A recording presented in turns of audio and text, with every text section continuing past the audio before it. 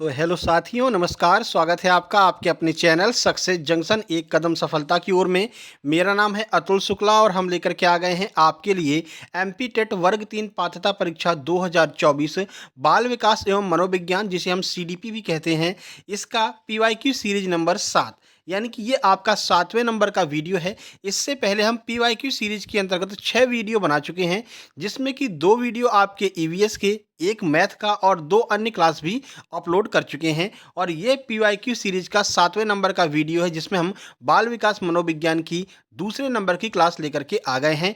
Previous year के सभी paper हम यहाँ पर करवा रहे हैं, जितने भी क्वेश्चन आए हुए हैं, और हर एक क्वेश्चन के बारे में डिटेल में आपको जानकारी भी दे रहे हैं, क्योंकि आपको पता है प्रीवियस ईयर के प्रश्न जो है वो डायरेक्ट रिपीट हो जाते हैं। ठीक है, तो अगर आप इतना भी कर लेते हैं तो भी आप आराम से क्वालिफाई कर जाएंगे।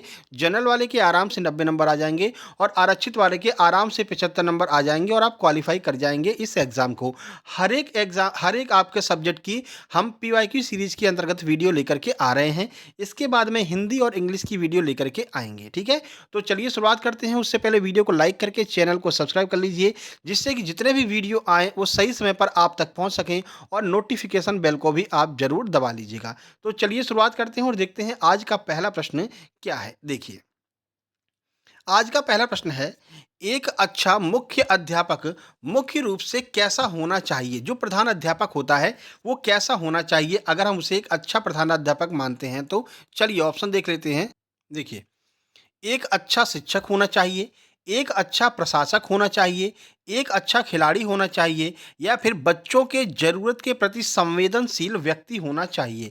आइए इसका आंसर देख लेते हैं। प्रश्न का सही आंसर ऑप्शन नंबर डी है, यानी कि बच्चों के ज़रूरत के प्रति संवेदनशील व्यक्ति होगा। उसे ये पता होना चाहिए कि हमारे स्कूल के बच्चों को किस चीज़ की आवश्यकता है, किस चीज़ की कमी हो रही है, तो हम उसे एक अच्छा मुख्य अध्यापक या फिर प्रधान अध्यापक मानेंगे। अगर वो अच्छा शिक्षक है तो भी ठीक है, अच्छा प्रशासक है तो भी ठीक है, एक खिलाड़ी है तो भी ठीक है, लेकिन सबसे अच्छा तब माना जाएगा जब वो स्कूल के बच्चों के प्रति संवेदनशील होगा और बच्चों की हर चीज़ की देखभाल करेगा, तब हम उसे एक अच्छा मुख्य अध्यापक मानेंगे। देखिए, एक अच्छे मुख्य अध्यापक में निम्नलिखित गुण होने चाहिए। कौन कौन से गुण हैं, आइए देख लेते हैं।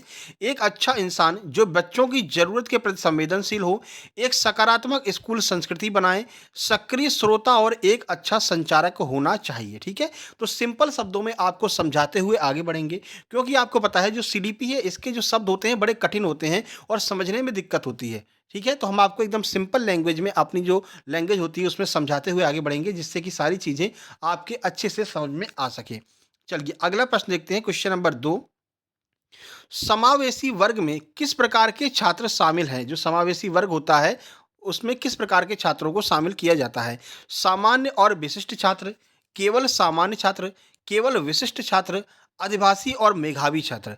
आइए आंसर देखते हैं। प्रश्न का सही आंसर ऑप्शन नंबर ए है, सामान्य और विशिष्ट दोनों प्रकार के छात्र होते हैं। एक समावेशी कक्षा क्या होती है, जिसमें कैसा भी छात्र हो, चाहे वो सामान्य हो, चाहे वो उत्कृष्ट हो, चाहे विशिष्ट हो, मेधावी हो, सभी छात्र एक साथ बैठ करके शिक्षा ग्रहण करते हैं, उसको हम समावेशी शिक्षा कहते हैं।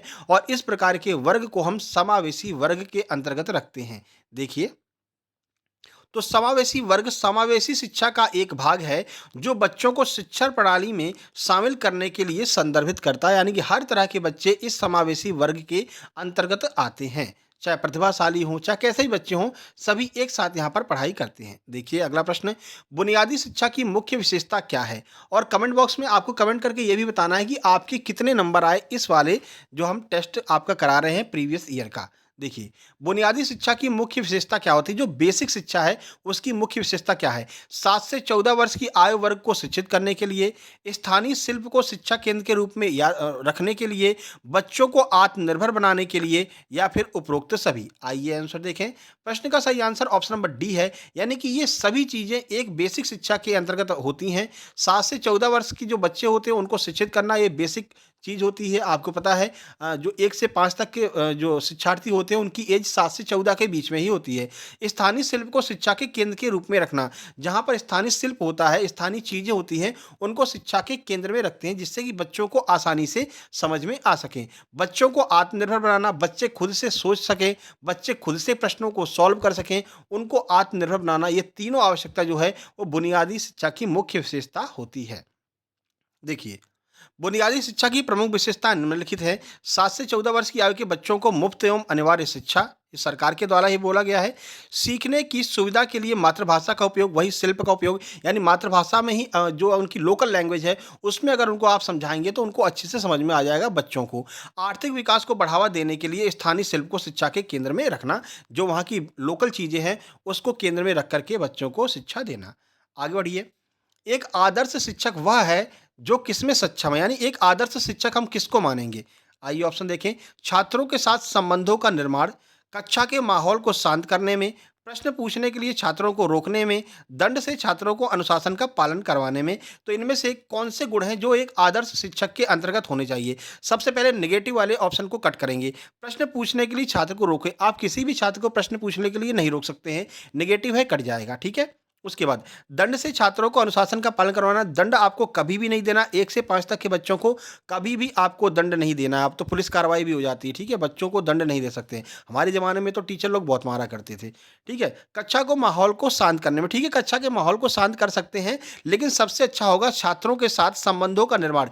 एक छात्र के साथ में आप दोस्त की तरह बात कीजिए, माता पिता की तरह उनका केयर कीजिए। तो ये सारे गुण एक आदर्श शिक्षक के अंतर्गत होने चाहिए, जो बच्चों के साथ संबंधों का निर्माण कर सके, अच्छी बॉन्डिंग बना सके, तो हम उसे एक आदर्श शिक्षक मानते हैं। ऑप्शन नंबर ए आपका बिल्कुल सही हो जाएगा। एक आदर्श शिक्षक की निम्नलिखित विशेषताएं होती हैं, कौन कौन सी देखिए। जिम्मेदार और देखभाल होना चाहिए, जो जिम्मेदारी ले और देखभाल करे बच्चों की। सभी बच्चों के प्रति में समान भाव होना चाहिए, ऐसा नहीं कि कोई अमीर है तो उसको ज़्यादा आप जो है पढ़ा रहे हैं, गरीब वाले पर ध्यान नहीं दे रहे हैं, तो सभी के प्रति समान भाव होना चाहिए। एक अच्छा वक्ता और श्रोता होना चाहिए, यानी कि अच्छे से बोल सके और बच्चों की जो समस्या है उसको अच्छे से सुन सके। सभी बच्चों की ज़रूरत को संबोधित करता हो, यानी जो भी ज़रूरत बच्चों को पड़ रही हैं उन बच्चों की सभी ज़रूरतों को पूरा करता हो।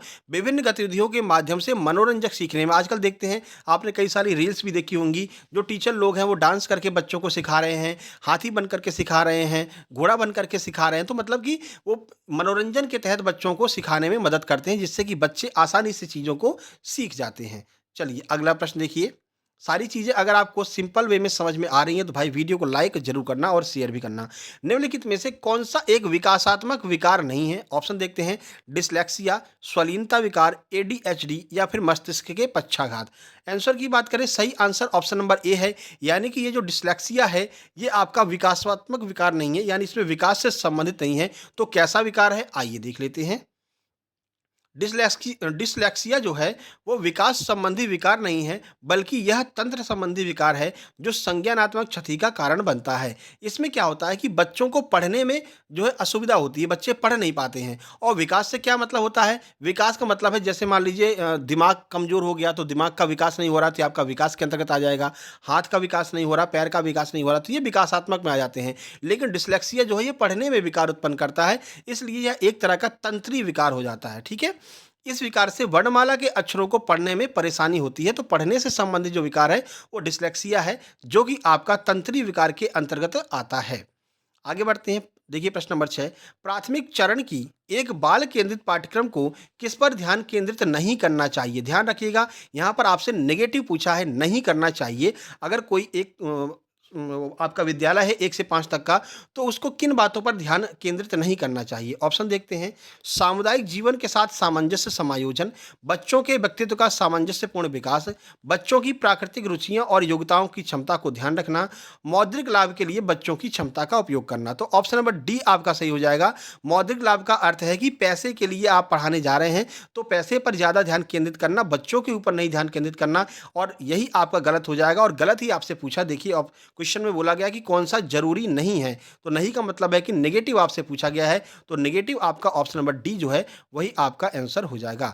बाल केंद्रित शिक्षा में उन तरीकों को अपनाया जाता है जो बच्चों को सीखने में आसान होता है। तो पैसों के पीछे नहीं भागेंगे, आप बच्चों को सीखने का प्रयास करेंगे कि बच्चों को कैसे सिखाया जा सकता है।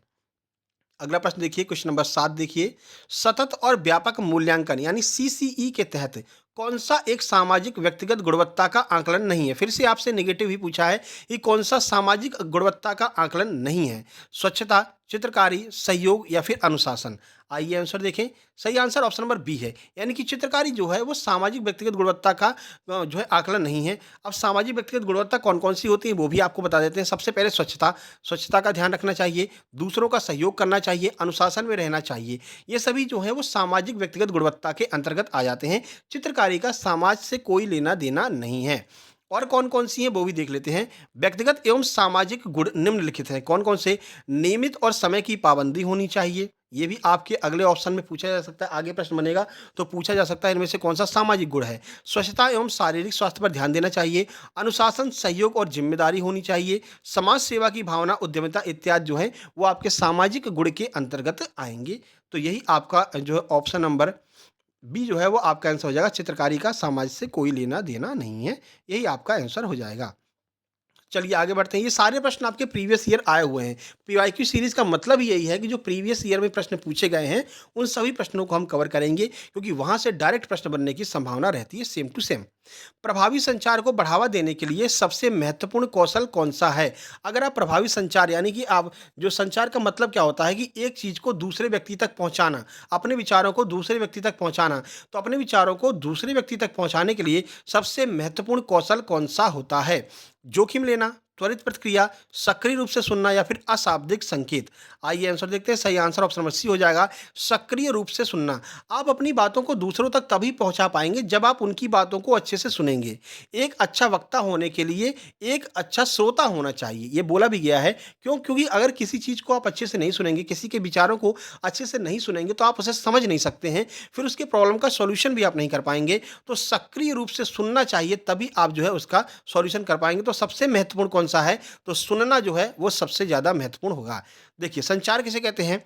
संचार एक इकाई से दूसरी इकाई तक किसी माध्यम से सूचना या संदेश को प्रसारित करने की सक्रिय प्रक्रिया होती है। ये आपका थोड़ी जटिल लैंग्वेज में आपको जो है परिभाषा दी गई है, पर संचार की परिभाषा यही आपके अगर पेपर में आएगी तो यही परिभाषा आएगी। लेकिन आपको ये ध्यान रखना, संचार का अर्थ क्या है? एक इकाई से अपनी बात को दूसरी इकाई तक पहुंचाना ही संचार कहलाता है। अगर ये बात भी दिमाग में रहेगी तो आप आसानी से आंसर टिक कर लेंगे। सक्रिय संचार को बढ़ावा देने के लिए सक्रिय रूप से सुनना सबसे ज़्यादा महत्वपूर्ण होता है। अगला देखिए, पियाजे के अनुसार निम्नलिखित में से कौन-सा संज्ञानात्मक विकास का तीसरा चरण है? तो पियाजे के संज्ञानात्मक जो आपके विकास है, इसके 4 चरण हैं। चारों चरण के बारे में आपको बता देंगे, उनकी टाइमिंग भी आपको बता देंगे। तीसरा चरण कौन-सा है वो आपसे पूछा गया है। सीधे आंसर पर चलते हैं। आंसर नंबर बी, यानी कि मूर्त संक्रियात्मक चरण जो है वो तीसरा चरण होता है। अब 4 चरण कौन-कौन से हैं? आइए क्रम से देख लेते हैं। अभी इसमें तीसरा पूछा है, 2022 में तीसरा पूछा गया था। हो सकता है आपसे अब वाले 2024 वाले एग्ज़ाम में आपसे दूसरा पूछ लें, पहला पूछ लें, चौथा पूछ लें। तो सबको देख लेते हैं, सबकी टाइमिंग देख लेते हैं। देखिए, पहला है संवेदी पेशीय चरण, जिसे हम सेंसरी मोटर कहते हैं। ये 0 से 2 वर्ष, यानी कि प्रारंभिक अवस्था होती है बच्चे की। पूर्व संक्रियात्मक चरण, जो आपका ऑप्शन जो आपका दूसरे नंबर का है, वो पूर्व संक्रियात्मक चरण होता है, जिसे हम प्री ऑपरेशनल कहते हैं। ये आपका 2 से 7 वर्ष तक होता है। तीसरा होता है मूर्त संक्रियात्मक चरण, जिसे हम कंक्रीट कहते हैं। ये आपका 7 से 11 वर्ष के बीच में होता है। उसके बाद में अंतिम, यानी जो चौथा होता है, वो अमूर्त संक्रियात्मक चरण होता है, जो 12 वर्ष से लेकर के आजीवन चलता रहता है। जो फॉर्मल जिसे हम कहते हैं, वो आपका 12 वर्ष से लेकर के आजीवन चलता रहता है। तो ये 4 प्रकार के विकास के चरण बताए हैं, पियाजे जी के द्वारा बताए गए हैं। अगला प्रश्न देखिए, क्वेश्चन नंबर 10, सतत और व्यापक मूल्यांकन यानी सीसीई का मुख्य उद्देश्य क्या है? मेन उद्देश्य क्या है सीसीई का? चलिए देख लेते हैं। ऑप्शन देखिए पहले, शिक्षक को पाठ्यक्रम पूरा करने में मदद करना, विचार प्रक्रिया पर बल देना और याद करने या रटने को हतोत्साहित करना। अगला है बच्चों की प्रगति से माता पिता को संतुष्ट करना, विद्यालय के कामकाज की निगरानी में अधिकारियों की मदद करना। बताइए सीसीई का मुख्य उद्देश्य क्या है? आइए आंसर देखें। सही आंसर ऑप्शन नंबर बी है, यानी कि विचार प्रक्रिया पर बल देना और याद करने या रटने को हतोत्साहित करना। कहीं पर भी आपको याद करना या रटना दिखाए तो वो आपका नेगेटिव हो जाएगा, ठीक है। और यहाँ पर क्या कर रहा है, याद करने और जो है रटने को हतोत्साहित, मतलब कि मना कर देना, कम करना, एकदम से समाप्त कर देना कि बच्चों तुम्हें याद करना नहीं है, रटना नहीं है। तो यही आपका ऑप्शन नंबर बी बिल्कुल सही हो जाएगा। विचार प्रक्रिया पर बल देना, यानी कि सोचने की क्षमता को, बच्चों की सोचने की क्षमता को बढ़ावा देना, और रटने को कम करना, बच्चे बिना रटे आसानी से याद कर सकें, ये मतलब आसानी से चीज़ों को समझ सकें। यही आपका सीसीई का मुख्य उद्देश्य होता है। ऑप्शन नंबर बी आपका सही आंसर हो जाएगा। देखिए, सीसीई का मुख्य उद्देश्य विचार प्रक्रिया पर जोर देना और याद करने या रटने को कम करना है, क्योंकि सीसीई छात्रों के विकास के सभी पहलू को शामिल करता है। आगे बढ़ते हैं अगला प्रश्न। कक्षा में एक शिक्षक ने छात्रों से अपने साथियों का आकलन करने के लिए कहा। यहाँ शिक्षक क्या प्रोत्साहन कर रहा है? मतलब कि एक क्लास चल रही थी। क्लास में शिक्षक ने कहा कि भाई तुम ऐसा करो, जो तुम्हारे बगल में दोस्त बैठा हुआ है उससे प्रश्न पूछो, उसका आकलन करके बताओ कि उसे कितना याद है, कितना नहीं याद है। तो ये किसका प्रोत्साहन कर रहा है शिक्षक? देखिए, ऑप्शन ए है सहकर्मी आकलन, औपचारिक आकलन, स्व आकलन या फिर अनौपचारिक आकलन। सही आंसर ऑप्शन नंबर ए हो जाएगा, यानी कि सहकर्मी आकलन जो है वो उसका यहाँ पर प्रोत्साहन कर रहा है। अब सहकर्मी आकलन क्या होता है, आइए देख लेते हैं। देखिए, आकलन छात्र अधिगम पर उपयुक्त जानकारी एकत्रित करने की प्रक्रिया है। यह शिक्षक अध्ययन प्रक्रिया का एक महत्वपूर्ण घटक होता है। आकलन का अर्थ ही है कि दूसरे को समझिए कि उसने कितना सीखा है, ठीक है? तो यही आपको बताया जा रहा है कि यह जो है छात्र की जानकारी लेने की एक प्रक्रिया है कि उसने कितना सीखा है। सहकर्मी आकलन में एक छात्र के काम को दूसरे समूह के दूसरे छात्रों के द्वारा मूल्यांकन किया जाता है। यानी कि अगर मान लीजिए सेक्शन नंबर ए में जो है किसी बच्चों ने कोई काम किया है, तो सेक्शन नंबर बी के बच्चों को बुला करके उनका आकलन करवाया जाता है, तो इसे हम सहकर्मी आकलन कहते हैं। आगे बढ़ते हैं। देखिए, अभ्यास के नियम का क्या अर्थ है? दूसरों को देखकर अधिगम होता है। अधिगम के लिए पुरस्कार अनिवार्य है। अभ्यास के माध्यम से अधिगम होता है। पुनर्बलन अधिगम अधिगम को सक्रिय करता है। आइए देखते हैं अभ्यास का नियम क्या कहता है। ऑप्शन नंबर सी बिल्कुल सही है। अभ्यास के माध्यम से अधिगम होता है, तो यही अभ्यास का नियम कहता है कि आप अभ्यास करते जाइए, आपको चीज़ें अपने आप आने लगेंगी। अब ये अभ्यास का जो नियम है ये किसने दिया है और उन्होंने और कौन कौन से नियम दिए हैं, आइए देख लेते हैं। तो ये थार्नेडाइक के द्वारा ये नियम दिए गए हैं। देखिए, ई.एल. थार्नेडाइक एक अमेरिकी मनोवैज्ञानिक परीक्षण और त्रुटि का सिद्धांत के प्रस्तावक थे। तो ये भी पूछा जा सकता है परीक्षण और त्रुटि का सिद्धांत किसने दिया था? तो परीक्षण और त्रुटि का सिद्धांत थार्नेडाइक के द्वारा दिया गया था। इन्होंने सीखने के 3 प्राथमिक नियम विकसित किए। कौन-कौन से नियम हैं? पहला है अभ्यास का नियम, दूसरा है तत्परता का नियम और तीसरा है प्रभाव का नियम। तो इनमें से प्रश्न बन सकता है कि प्रभाव का नियम किसने दिया, तत्परता का नियम किसने दिया और अभ्यास का नियम किसने दिया? ई.एल. थार्नेडाइक के द्वारा ये नियम दिए गए थे। आगे बढ़ते हैं, अगला प्रश्न देखिए। 25 प्रश्न होंगे आपके, 25 में से आपके कितने नंबर आएंगे कमेंट बॉक्स में कमेंट कीजिएगा।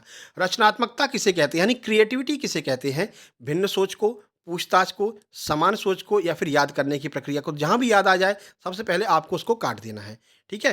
चलिए, सही आंसर की बात करें, ऑप्शन नंबर ए है भिन्न सोच को। देखिए, अगर कहते नहीं भाई उसका तो बड़ा क्रिएटिव माइंड है, वो तो अलग ही काम करता है। तो अगर सोच दूसरे की अगर अलग होगी तो ही वो क्रिएटिव काम कर पाएगा। अगर दूसरों की तरह समान सोच होगी तो वो दूसरों की तरह ही काम करेगा, कुछ अलग नहीं कर पाएगा, कोई रचनात्मक कार्य नहीं कर पाएगा। तो इसके लिए ज़रूरी है कि इस भिन्न सोच होनी चाहिए। देखिए, सृजनात्मकता वह घटना है जिससे कल्पनाशील और मूल विचार वास्तविकता में बदल जाते हैं। तो ये आपको सीधे सृजनात्मकता की परिभाषा दी गई, इस पर आपको ध्यान नहीं देना है। सृजनात्मकता का अर्थ है क्रिएटिविटी। क्रिएटिविटी तभी होगी जब आप दूसरों से अलग अपनी सोच को रखेंगे, तभी आपके अच्छे नंबर आएंगे। आगे बढ़ते हैं। यह उन लोगों के पास उपलब्ध क्षमता है जो रचनात्मक और लगातार कल्पनाशील होते हैं, लगातार नई नई चीज़ों के बारे में सोचते रहते हैं, उस पर कार्य करते रहते हैं। देखिए, चित्र रचना को शामिल करने वाली गतिविधि के रूप में समस्याओं का समाधान किए जाने को क्या कहा जाता है? ऑप्शन देखते हैं। उपलब्धि परीक्षण, अशाब्दिक परीक्षण, कुशल परीक्षण या फिर सामाजिक वित्तीय परीक्षण। आंसर की बात करें, सही आंसर ऑप्शन नंबर बी हो जाएगा, यानी कि अशाब्दिक परीक्षण। अगर आप कोई चित्र बनाएंगे तो क्या आप उसमें शब्दों के द्वारा उसका व्याख्यान करेंगे? चित्र अगर आपने बना दिया, मान लीजिए घोड़ा का चित्र बना दिया, तो आदमी ये समझ जाएगा हाँ भैया ये घोड़ा है, ठीक है? उसमें आप कोई शब्दों का वर्णन नहीं करेंगे, भैया नहीं बताएंगे भैया ये घोड़ा है कि ये चीता है, क्या है, वो दिख ही रहा है। तो अशाब्दिक परीक्षण जो है वही आपका बिल्कुल सही आंसर हो जाएगा। तो चित्र रचना को हम अशाब्दिक परीक्षण के अंतर्गत काउंट करते हैं। देखिए, बुद्धि के अशाब्दिक बुद्धि परीक्षण को भाषा के उपयोग की आवश्यकता नहीं होती, यानी भाषा की आवश्यकता नहीं होती उसको बताने के लिए, और यह एक समय में व्यक्तियों के बड़े समूह के लिए लागू होता है। चलिए आगे बढ़ते हैं, अगला देखिए। प्रश्न नंबर 15 है, एक शिक्षक को अपने छात्रों को आंतरिक प्रेरणा के साथ कार्य करने के लिए प्रोत्साहित करने के लिए क्या करना चाहिए कि वह अपने मन से स्वयं से कार्य करे? उसके लिए एक शिक्षक को क्या करना चाहिए? कार्य को तेजी से पूरा करो और एक टॉफी पाओ, क्या ये कहना चाहिए छात्रों से? या फिर इसे करने की कोशिश करो, तुम सीख जाओगे? या फिर चलो इससे पहले कि दूसरा वाला कर ले उससे पहले तुम कर लो? ऑप्शन नंबर डी है, तुम उसके जैसे क्यों नहीं हो, उसके जैसे क्यों नहीं हो सकते, देखो उन्होंने इसे पूरा कर लिया है। तो एक अध्यापक को अगर किसी बच्चे में ये प्रेरणा उत्पन्न करनी है कि वो स्वयं से कार्य को सीखे, स्वयं से कार्य को करे, तो इनमें से कौन सा ऑप्शन सही होगा? सही आंसर ऑप्शन नंबर बी है, यानी कि उस अध्यापक को कहना चाहिए कि इसे करने की कोशिश करो, तुम सीख जाओगे। यानी कि उसको अंदर से प्रोत्साहित कीजिए, मोटिवेट कीजिए उसको कि भैया तुम सीख जाओगे, तुम कर सकते हो, इसको करो। ये जो है एक अच्छा ऑप्शन आपका हो जाएगा। तो एक शिक्षक को अपने छात्रों को आंतरिक रूप से प्रेरणा कर देने के लिए ये कहना चाहिए, उसको मोटिवेट करना चाहिए। देखिए, अब आंतरिक प्रेरणा क्या है? आंतरिक प्रेरणा का अर्थ है जब छात्र अपने मन में स्वयं से प्रेरणा उत्पन्न करके किसी कार्य को करना चाहता है, तो उसे हम आंतरिक प्रेरणा कहते हैं और उसके लिए मोटिवेशन की आवश्यकता होती है। देखिए, अगला प्रश्न, दृश्य की कमी वाले 5वीं कक्षा के छात्र के साथ क्या करना चाहिए? अगर 5वीं कक्षा का कोई छात्र है, उसे देखने में परेशानी है, यानी वो आँखों से मतलब दिक्कत है उसकी आँखों में, तो उसके लिए क्या करना चाहिए? कक्षा में सामान्य रूप से व्यवहार किया जाना चाहिए और ऑडियो सीडी के माध्यम से उसकी सहायता करनी चाहिए। अगला देखें, कक्षा में विशेष व्यवहार दिया जाना चाहिए, निचले स्तर के काम को करने के बहाने बनाने चाहिए, अभिभावक और दोस्तों के द्वारा उसकी दिनचर्या में मदद करनी चाहिए। सही आंसर क्या हो जाएगा? तो सही आंसर ऑप्शन नंबर ए हो जाएगा। अगर वो आपकी कक्षा में है तो आप उसके लिए क्या कर सकते हैं? कक्षा में सामान्य रूप से व्यवहार किया जाना चाहिए। ऐसा नहीं भैया उसको देखने में परेशानी हो रही है, अरे अरे बहुत परेशान हो गया बच्चा, मतलब उसका विशेष ट्रीटमेंट नहीं देना चाहिए। इससे जो बच्चा मान लीजिए वो आंखों से कमजोर है या आंखों से देखने में उसको परेशानी है, तो उसको अंदर से हीन भावना उत्पन्न हो जाती है। अगर आप उसके लिए कोई अलग से कोई विशेष कार्य करते हैं, तो उसको अंदर से हीन भावना हो जाती है कि यार हम दूसरे बच्चों से अलग हैं, ठीक है? तो सामान्य व्यवहार किया जाना चाहिए। एक ऑडियो सीडी के माध्यम से सहायता प्रदान करें, यानी कि टेप चला दें, टेप रिकॉर्डर चला दें, जिससे वो बच्चा उसको सुन करके पढ़ सके, आराम से याद कर सके, देख सके, सीख सके। तो उसे हम जो है ये व्यवहार यहाँ पर किया जाना सबसे उचित होगा। बाकी आपके ऑप्शन नहीं सही होंगे। देखिए, अगला देखिए, इनमें से कौन से सामाजिकरण के द्वितीयक कारक हैं? अब सामाजिकरण के 4 प्रमुख कारक होते हैं। आपसे बोला जा रहा है कि द्वितीयक कारक इनमें से कौन-सा है? आइए देख लेते हैं। देखिए, स्कूल और परिवार के निकटतम सदस्य, परिवार और संबंधी, परिवार और पड़ोसी, स्कूल और पड़ोसी। तो द्वितीय कौन-सा है? उसके लिए सबसे पहले आपको याद रखना है कि प जो पहला होता है वो परिवार होता है। बच्चा सबसे पहले किससे सीखता है? सबसे पहले अपने परिवार से सीखता है, ठीक है? परिवार से सीखता है, तो परिवार प्राथमिक हो जाएगा। द्वितीयक कौन होगा? बच्चा परिवार से सीखने के बाद में स्कूल में जाता है, ठीक है? तो द्वितीयक जो है वो स्कूल हो जाएँगे, उनके सहपाठी हो जाएँगे। तीसरा कौन-सा होगा? तीसरा होगा जब ब बच्चा पढ़ लेगा, लिख लेगा, सब कुछ अच्छे से कर लेगा, तो फिर वो जॉब करने जाएगा। तो जॉब करने में जो उसके सहकर्मी होते हैं, जो साथ में उसके कार्य करते हैं, वो आपके तीसरे क्रम पर हो जाएँगे। और चौथा कौन-सा होगा? तो चौथा होगा मास मीडिया। मास मीडिया का अर्थ है अखबार हो गया या फिर आपका मीडिया, फ़ोन हो गया, आपका फ़ेसबुक हो गया, ट्विटर हो गया। तो ये 4 प्रमुख कारण माने गए हैं। तो प्राथमिक कौन-सा है? परिवार होता है। अब आपसे द्वितीयक पूछा है, तो जहाँ-जहाँ परिवार है उसको कैंसल कर दीजिए। पहले में परिवार है, दूसरे में परिवार है, तीसरे में परिवार है। एक ही ऑप्शन है जिसमें परिवार नहीं है, वो है ऑप्शन नंबर डी, यानी ऑप्शन नंबर डी आपका सही आंसर हो जाएगा। स्कूल और जो पड़ोसी होते हैं, वो इसके द्वितीयक कारक हो जाएँगे। सामाजिकरण में कौन-कौन होता है? परिवार होता है, पहले नंबर पर, दूसरा स्कूल और पड़ोसी होते हैं, तीसरे पर सहकर्मी जिसके साथ वो जॉब करता है, कार्य करता है, चौथे पर मास मीडिया होता है। तो ये 4 जो है प्रमुख कारक होते हैं। आगे बढ़ते हैं, अगला देखिए।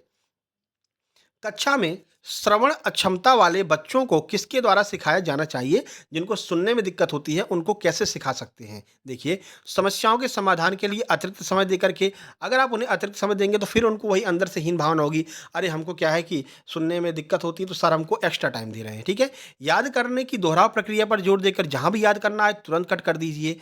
ये याद करने वाला ऑप्शन तो नेगेटिव होता है, तुरंत हट जाएगा, ठीक है? उसके बाद में दृश्य उद्दीपन और प्रौद्योगिकी का उपयोग कर या फिर उनके प्रति कोमल होकर के। सही आंसर आपका ऑप्शन नंबर सी हो जाएगा, यानी दृश्य उद्दीपन।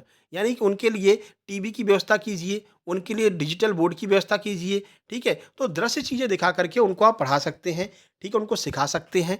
उनको अगर सुनने में दिक्कत है तो उनको दिखाइए, और जिसको देखने में दिक्कत है उनके लिए ऑडियो चीज़ों की उपलब्धता कराएँगे, उनको सुन करके पढ़ा सकते हैं। देखिए, श्रवण दोष वाले बच्चों को पावर पॉइंट, स्लाइड वीडियो, हस्तक्रियाओं जैसे दृश्य रूप में व्याख्यान की जानकारी प्रस्तुत करके सिखाया जाना चाहिए। वही डिजिटल बोर्ड पर, या फिर आप उनको बताइए कि भाई हाथी कैसा होता है, ऐसा होता है, उसकी सूंड होती है, हाथ से अपनी सूंड बना लीजिए, तो वो देख करके सीख लेते हैं कि हाँ ये हाथी होगा, ठीक है? तो जिनको सुनने में दिक्कत है उनको दिखा करके पढ़ा सकते हैं, जिनको देखने में दिक्कत है उनको सुना करके पढ़ा सकते हैं। अगला देखिए, बच्चों की त्रुटियों के बारे में निम्नलिखित में से कौन-सा कथन सही नहीं है? नहीं शब्द पर फिर से आपको ध्यान देना है, नहीं पूछा यानी नेगेटिव आपसे पूछा गया है। यह उनकी सोच में अंतर्दृष्टि प्रदान करता है, यह सब उनकी लापरवाही है, यह सीखने की प्रक्रिया में महत्वपूर्ण चरण है। और ऑप्शन नंबर 4 है, यह एक मार्ग होता है कि वह कैसे सोचते और सीखते हैं। तो त्रुटियों का अर्थ है कि गलतियाँ, अगर बच्चे गलती नहीं करेंगे तो सीखेंगे नहीं, सीधी-सी बात है, ठीक है? यह उनकी सोच में अंतर्दृष्टि प्रदान करता है, अगर उन्होंने कोई गलती की तो अगली बार उस गलती को नहीं करेंगे, वो उनके दिमाग में सोचने की क्षमता को बढ़ाएगा कि या दिमाग में रख लो कि ये गलती दोबारा नहीं करनी है, तो ये आपका पॉजिटिव हो जाएगा। या उन सब की लापरवाही है, यही आपका नेगेटिव है और नेगेटिव ही आपसे पूछा है कि सही नहीं है, तो आप उन पर जो है ब्लेम नहीं करेंगे कि भाई तुम्हारी गलती है, तुमने लापरवाही की है, तो ये आप नहीं कर सकते, ठीक है? ऑप्शन नंबर बी आपका बिल्कुल सही हो जाएगा। अगला देखिए प्रश्न नंबर 20 निम्नलिखित में से कौन सी प्रगतिशील विशेषताएं नहीं है? प्रगतिशील शिक्षा की विशेषता कौन सी नहीं है? फिर से आपसे नेगेटिव पूछना है तो चलिए नेगेटिव ऑप्शन देख लेते हैं। पाठ्यक्रम बच्चों की रुचि अनुसार बनाया जाता है, बिल्कुल सही बात है। प्रत्येक बच्चे को अपने स्वयं के विकास के लिए अद्वितीय आवश्यकताएं होती हैं, सबको आवश्यकता होती है। अगर खुद का विकास करना है तो कुछ अलग चीजें बच्चों को चाहिए रही होती, ठीक है? एक शिक्षक एक सूत्रधार के रूप में कार्य करता है, बिल्कुल सही है। शिक्षक ही वो मतलब सूत्र होता है, सूत्रधार होता है जो बच्चों को अच्छी दिशा की ओर लेकर जाता है। तो अभी तक तीनों आपके पॉजिटिव थे। छात्र का ज्ञान केवल एक परीक्षण द्वारा मापा जा सकता है, यही आपका नेगेटिव हो जाएगा। कहीं पर भी केवल शब्द लगा मिल जाए तो ये केवल जो है ये आपका एक टैग वर्ड होता है। केवल हो गया, याद करना हो गया, रटना हो गया ना, ये सब आपका टैग वर्ड, ये सब नेगेटिव टैग वर्ड होते हैं। तो ये जहाँ पर भी आपको मिल जाए तो यही आपका नेगेटिव हो जाएगा और यही आपका आंसर ऑप्शन नंबर डी आपका बिल्कुल सही आंसर हो जाएगा। आगे बढ़ते हैं। निम्नलिखित में से कौन-सा शिक्षण का सूत्र नहीं है? आपसे सूत्र दिए गए हैं, बताइए इनमें से कौन-सा शिक्षण का सूत्र नहीं है? अनिश्चितता से निश्चितता की ओर, दृश्य से अदृश्य की ओर, सरल से कठिन की ओर, निगमन से आगमन की ओर। अब आपको बताना है इनमें से कौन-सा एक सूत्र नहीं होता है। ऑप्शन नंबर डी बिल्कुल सही है, यानी निगमन से आगमन की ओर कोई सूत्र नहीं होता है, बाकी ये तीनों सूत्र होते हैं। और कौन-कौन से सूत्र दिए गए हैं, आइए देख लेते हैं। देखिए, तो निगमन से आगमन की ओर कोई सूत्र नहीं है। अन्य मुख्य शिक्षण सूत्र इस प्रकार हैं। कौन-कौन से? ज्ञात से अज्ञात की ओर, मूर्त से अमूर्त की ओर, प्रत्यक्ष से अप्रत्यक्ष की ओर, विशेष से सामान्य की ओर, विश्लेषण से संश्लेषण की ओर, पूर्ण से अंश की ओर, मनोवैज्ञानिक से तार्किक। ये सारे के सारे जो हैं वो शिक्षण सूत्र हैं, ये आपको दिमाग में रखने हैं। आगे आपके ऑप्शन में पूछे जा सकते हैं आपकी परीक्षा में, ठीक है? अगला देखिए। एक सार्थक अधिगम कब होता है?